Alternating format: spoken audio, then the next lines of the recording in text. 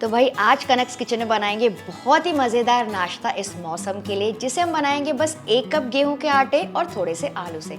बहुत ज़्यादा खस्ता बनता है और आलू और आटा सबके घर पे अवेलेबल होता है। आप इसको आसानी से बना के इंजॉय कर सकते हैं। चलिए शुरू करते हैं। तो इसके लिए सबसे पहले परात में मैं ले रही हूँ 1 कप भर के गेहूं का आटा। अच्छा क्रिस्पीनेस के लिए मैं इसमें डाल रही हूँ बस 2 टेबलस्पून भर के बारीक सूजी। क्या होता है ना, क्रम्बली टेक्सचर आ जाएगा, क्योंकि क्या है ना, आज हम मैदा नहीं यूज कर रहे हैं। ठीक है, अब इसमें डालेंगे आधा टीस्पून नमक, आधा टीस्पून अजवाइन को क्रश करके डाल दीजिए, बढ़िया सा फ्लेवर निखर के आएगा। आधा से 1 teaspoon red chilli flakes, 1 teaspoon भर के रोस्टेड कसूरी मेथी क्रश करके डाल दीजिए। आपको चाहिए तो इसके बदले फ्रेश धनिया भी डाल सकते हैं। अब मोइन के लिए मैं यहाँ पे डाल रही हूँ 2 टेबलस्पून भर के पिघला हुआ घी,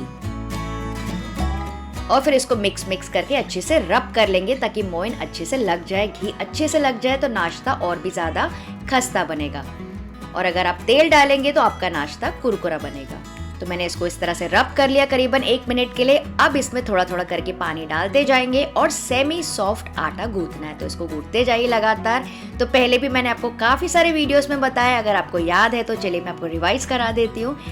कचौड़ी का जो आटा है ना वो सॉफ्ट लगाना होता है, और समोसे का जो आटा है उसको लगाना होता है कड़क। ठीक है, तो इसको अच्छे से मसल के गूंथ लेंगे करीबन 2 से 3 मिनट के लिए, ताकि आटा जो है थोड़ा स्ट्रेची हो जाए।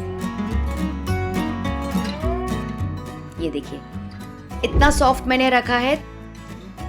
तो जब तक ये आटा आराम कर रहा है ना, चलिए चटपटी आलू की स्टफिंग भी तैयार कर लेते हैं। तो सबसे पहले छोटे से ब्लेंडर में मैं डाल रही हूँ 2 टेबलस्पून भर के साबुत धनिया, 1 टेबलस्पून भर के जीरा, कुछ काली मिर्च के दाने डाल रही हूँ, 2 से 3 सूखी लाल मिर्चें, 1 टेबलस्पून भर के सौंफ, और इन सारे मसालों को दरदरा पीस लेंगे। देखिए बिल्कुल इस तरह से दिखना चाहिए, और इन खड़े मसालों की वजह से ना बिल्कुल वो हलवाइयों जैसा टेस्ट आएगा। आप चाहे तो इसको इमाम दस्ते में भी कर सकते हैं। नेक्स्ट यहाँ पे मैंने लिए 4 बॉईल किए हुए आलू, इनको रफली मैश कर लेंगे। बस ये ध्यान रखिएगा कि आलू पहले से बॉईल करके आप फ्रिज में रख दीजिए या फिर रूम टेम्परेचर पे आने दीजिए। एकदम गरम आलू से स्टफिंग तैयार नहीं करना है, वरना बहुत गीला मिक्सचर बनेगा और कचौड़ियों के अंदर की जो सतह है ना वो सौगी हो जाएगी। ठीक है, तो ये हो गया। अब पैन में लेंगे 1 टेबलस्पून तेल। जब गर्म हो जाए तो दरदरा मसाला जो कि हमने तैयार किया था वो डाल देंगे और लगातार भूनेंगे 2 मिनट के लिए। गैस का फ्लेम लो रखिएगा ताकि कोई भी मसाला जले ना। अच्छे से भून लीजिए, बढ़िया से खुशबू आएगी और मसालों का कच्चापन भी निकल जाएगा। फिर मैं डाल रही हूँ 2 टेबलस्पून भर के बेसन, और इसको भी ना यहीं पे भून लेंगे। इससे क्या होगा, बढ़िया सी बाइंडिंग मिलेगी स्टफिंग में। आलू का जो एक्सेस मॉइस्चर है ना वो सोख लेगा, और साथ ही बहुत अच्छा टेस्ट भी आता है। इसको भी भून लेंगे। ये देखिए हल्की हल्की सी झाग आ रही है, तो गैस का फ्लेम कर देंगे लो। डालेंगे 1/4 टीस्पून हींग, 2 टीस्पून भर के ग्रेटेड अदरक या फिर बारीक चॉप करके डाल दीजिए, 2 से 3 बारीक कटी हुई हरी मिर्चें, और इसको भी मिक्स करके पकाएंगे थोड़ी देर। ये देखिए सारे मसाले अच्छे से भुन गए, बेसन भी अच्छे से पक गया है। तो डालेंगे बॉईल और मैश किया हुआ आलू, डालेंगे 1 टीस्पून नमक, थोड़ी सी हल्दी पाउडर डाल रही हूँ, आधा टीस्पून लाल मिर्ची पाउडर, आधा टीस्पून जीरा पाउडर और आधा टीस्पून गरम मसाला।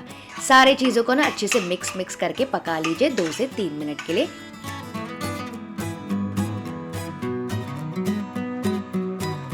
तो मसाले जो है ना आप अपने हिसाब से कम ज्यादा कर सकते हैं, लेकिन स्टफिंग में इतने मसालों से ही बढ़िया सा चटाकेदार और स्पाइसी फ्लेवर आता है।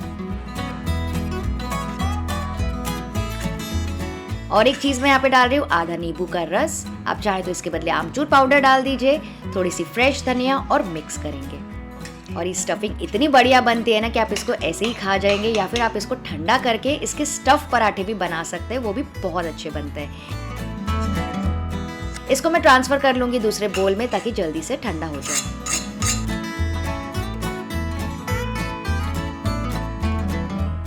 और फिर जब ठंडा हो जाएगा तो इसके छोटे छोटे इस तरह से बॉल बना लेंगे। तो अपने हाथों में तेल लगा के ऐसे छोटी छोटी गोलियां तैयार कर लीजिए, जैसे कि छोटे नींबू का साइज होता है ना, बस उतना।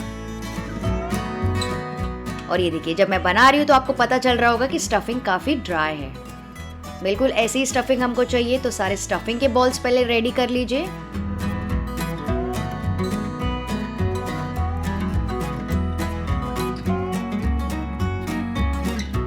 चलिए आटा भी चेक कर लेते हैं। आटा अच्छे से सेट हो गया, फिर से थोड़ा सा गूंथ लेंगे।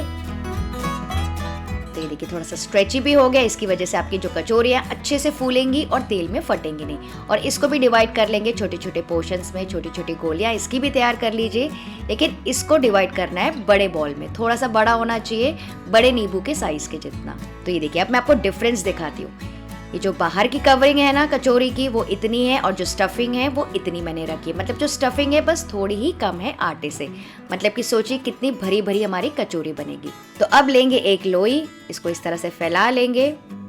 तो यहाँ पे आपको बेलन चलाने की जरूरत बिल्कुल नहीं है, हाथों से ही आसानी से इस तरह से फैल जाता है। और जो सेंटर है ना थोड़ा सा मोटा होना चाहिए, देखिए इस तरह से। और इसके सेंटर पे रख देंगे एक स्टफिंग और स्लोली उसको दबा लीजिए और आटे को इस तरह से ऊपर की तरफ लेते आइए। ये देखिए इस तरह से चारों तरफ ऐसे सील करते रहिए, बिल्कुल वैसे ही जैसे कि मैंने आपको पूरन पोली वीडियो में बताया था।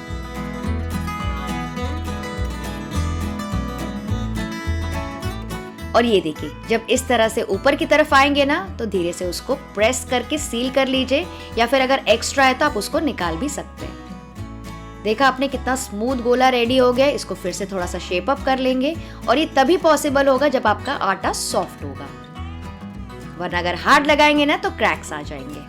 और फिर हल्के हाथों से इस तरह से इसको दबाते रहेंगे ताकि स्टफिंग जो है हर तरफ इवनली फैल जाए। ये देखिए इक्वल प्रेशर लगाते जाइए। हलवाई भी इसी तरह से बनाते हैं, बेलन नहीं यूज करते हैं। और फिर सेंटर से ना थोड़ा सा और प्रेशर दे दीजिए लास्ट में, जिसकी वजह से कचौरियाँ अच्छे से फूल जाती है तेल में। तो इसी तरह से सारी कचौरियाँ तैयार कर लीजिए। और अगर आपने एक्स्ट्रा निकाला है लोई का तो दूसरी कचौरी के सेंटर में आप स्टफ कर सकते हैं। तो सारी मैंने फैला दी। अब तेल यहाँ पे मैंने रख दिया है गरम होने के लिए। वेरी इंपॉर्टेंट पॉइंट यहाँ पे ध्यान रखना है, इसको पहले मैंने गरम कर दिया था मीडियम पे, उसके बाद गैस का जो फ्लेम है ना एकदम लो पे रख दिया। मैं आपको एक छोटा सा बॉल डाल के दिखाती हूँ। ये देखिए धीरे धीरे सिजल होके ऊपर आ रहा है, मतलब कि परफेक्ट है। अब एक एक करके सारी कचौरियाँ डालते जाएंगे इसमें। तो शुरू में आपको ऐसा लगेगा कि तेल तो काफी ठंडा है, पर इसी तरह से हलवाई बनाते हैं जिसकी वजह से अंदर तक के पकेगी और काफी खस्ता बनेगी। तो जितनी भी कचौरियाँ सारी डाल दीजिए कढ़ाई में, ताकि तेल का जो टेम्परेचर है ना इवनली मेंटेन रहे।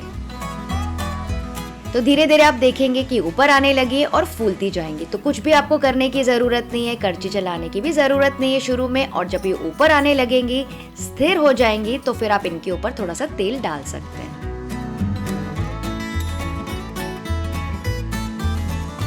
ये देखिए अच्छी खासी सेट हो गई है अभी।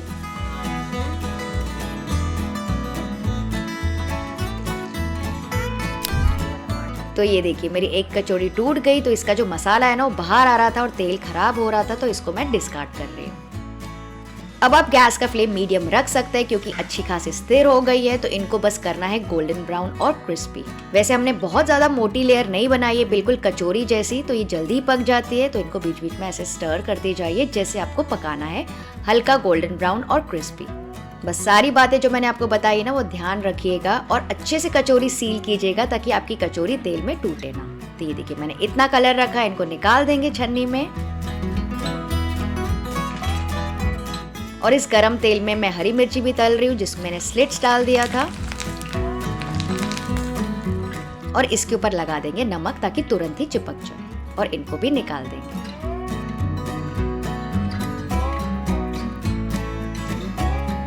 चलिए मैं आपको इनकी आवाज सुनाती हूँ।